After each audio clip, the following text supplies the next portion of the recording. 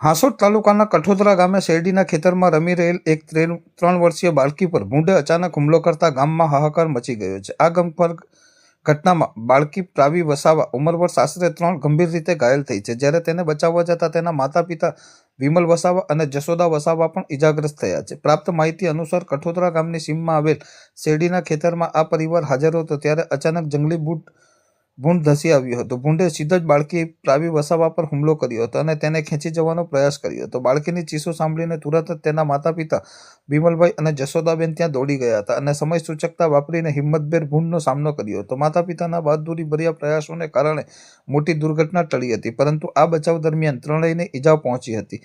ભૂંડના આ ખૂંખાર હુમલામાં બાળકી પ્રાવી વસાવાના પેટના ભાગે ગંભીર ઈજા પહોંચી હોવાનું જાણવા મળ્યું હતું, જ્યારે બાળકીને બચાવનાર તેના માતા પિતાને પણ શરીરના અલગ અલગ ભાગો પર ઈજાઓ પહોંચી છે. ઘટના બનતા જ આસપાસના લોકો દોડી આવ્યા હતા અને ઘાયલ બાળકી તેમજ તેના માતા પિતાને તાત્કાલિક સારવાર અર્થે નજીકની હોસ્પિટલ ખાતે ખસેડવામાં આવ્યા હતા. હાલમાં ત્રણેય ઈજાગ્રસ્તોની હોસ્પિટલમાં સારવાર ચાલી રહી છે.